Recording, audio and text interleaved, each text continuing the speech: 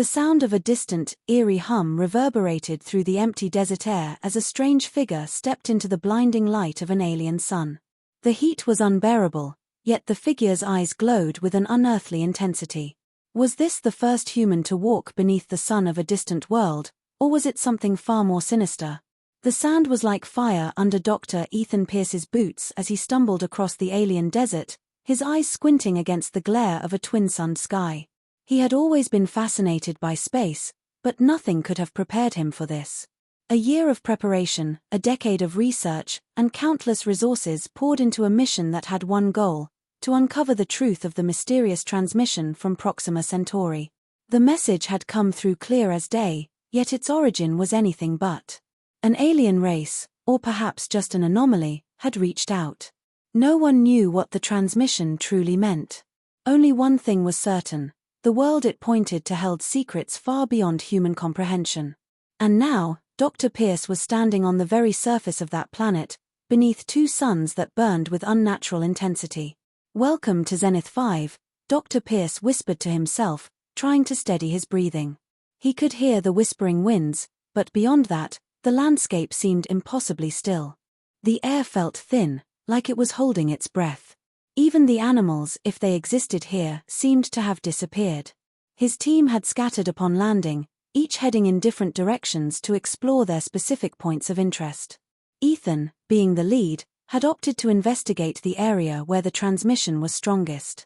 The desert stretched endlessly, its sharp red sand dunes whispering secrets to him. But there was something odd about the horizon. It seemed to shimmer in ways that defied all logic. And then, there it was. A figure, barely visible at first, standing still amidst the swaying dunes. It wasn't human, not entirely, but it wasn't quite alien either. Its silhouette was human-like, but the way it moved, or rather, didn't move, felt wrong, almost mechanical. Ethan blinked, and in that moment, the figure vanished, leaving behind only an eerie echo that chilled him to the bone. He felt an unsettling pressure in his chest, as if something was watching him, waiting. The whispering of the wind grew louder, and he decided to move on, though his feet felt heavier with each step. As he walked, he found himself haunted by the image of that figure. Was it a being from another world, or was it something far darker, something that the alien race had hidden away, a secret they hadn't yet revealed? The next morning, after a restless sleep filled with strange dreams, Ethan awoke to the sound of frantic voices over his communicator. It was his team. They had discovered something major. He rushed to join them, the weight of the unknown growing heavier with every step. They were gathered around a massive structure, a ruin that seemed to defy the laws of physics itself. Unlike anything he'd ever seen, the stone walls seemed to hum with life, pulsing in time with the mysterious transmission that had brought them here. It was as if the building itself were breathing, alive in ways that no architecture on Earth ever could be. "Ethan, look at this," one of his team members, Sarah, said, her voice trembling. She was pointing to a strange, shimmering doorway embedded in the stone. It was like nothing he'd ever seen before, a portal, but not in any conventional sense. It didn't have a frame or even a clear shape. It was simply there, hovering in mid-air. "Is it some kind of gate?" Ethan asked, his heart racing. "A way to communicate with them?" "No," Sarah replied. "This is a prison." The word sent a shiver down Ethan's spine. The idea of a prison on an alien world seemed surreal, but the longer he stared at the strange doorway, the more it made sense. The alien transmission had always been cryptic, speaking of freedom and chains. It was clear now that they hadn't been invited here to make contact but to uncover something far more dangerous. Without another word, Ethan moved toward the shimmering doorway. He had to know what lay beyond it. The air around it crackled with energy, like an electric storm, but something else tugged at him, pulling him in. He reached out to touch it, and in that instant, everything around him changed. The world flipped, and he was no longer standing in the desert. Instead, he was in a dark, cold space. The temperature was freezing, and his breath clouded in front of him. In the distance, something massive loomed, a giant shape that seemed to flicker in and out of existence. It was an alien ship, but it was unlike anything humanity had ever built. It was alive, its surfaces shifting and pulsing, as if the ship itself were a living organism. And within it, Ethan felt a deep, unsettling presence. He wasn't alone. "Who are you?" Ethan's voice cracked, but no one answered. The ship groaned as if it were waking up, and Ethan realized that it wasn't the ship that was alive, it was the creature inside it. Days passed in what felt like moments. Time had warped, bending and twisting around the strange ship, and Ethan struggled to keep his grip on reality. His team was gone, scattered across the desert or lost in the strange void that the portal had opened. And now, he was alone, deep within the heart of the alien ship. The walls pulsed rhythmically, like the beat of a heart, and Ethan's mind raced. The creature inside was aware of him, and it was communicating not with words, but with sensations. Fear, hunger, rage.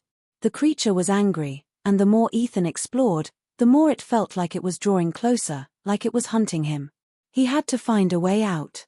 But the ship was shifting, changing, and he couldn't tell if it was his mind playing tricks on him or if the creature truly was manipulating reality.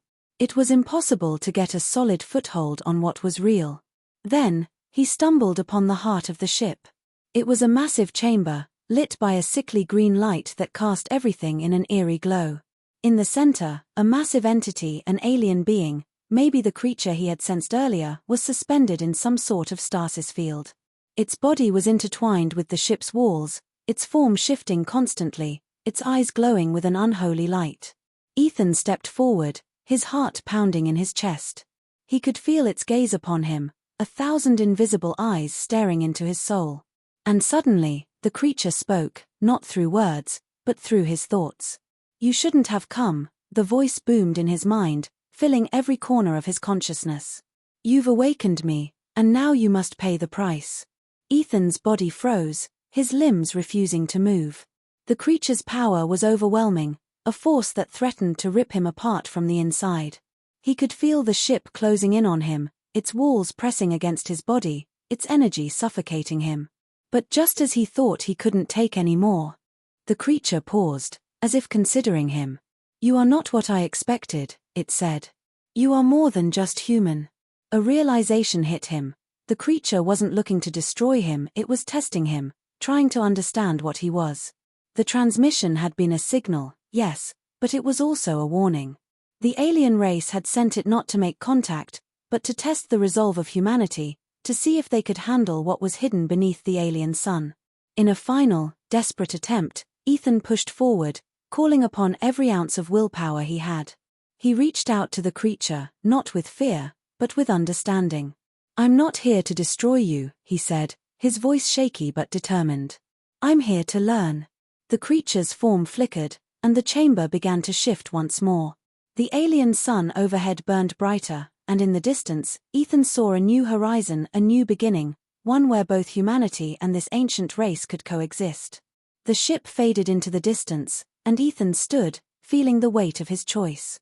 The secrets of Zenith 5 had been revealed, and with them, the potential for a new era. But as he looked up at the twin suns, he couldn't shake the feeling that this was only the beginning. This story raises significant ethical questions about exploration and interaction with unknown species. The primary concern revolves around the idea of consent and the potential for humanity to unintentionally cause harm to alien civilizations. Should humanity engage in space exploration without fully understanding the consequences, or is it an essential step toward mutual growth? Furthermore, the concept of awakening an ancient power or intelligence brings forth moral dilemmas about the responsibility of such discovery. How should we interact with beings far more advanced than ourselves, and what are the consequences of playing with forces beyond our understanding? Ultimately, this story challenges the ethical boundaries of scientific curiosity and the necessity of caution in exploring the unknown.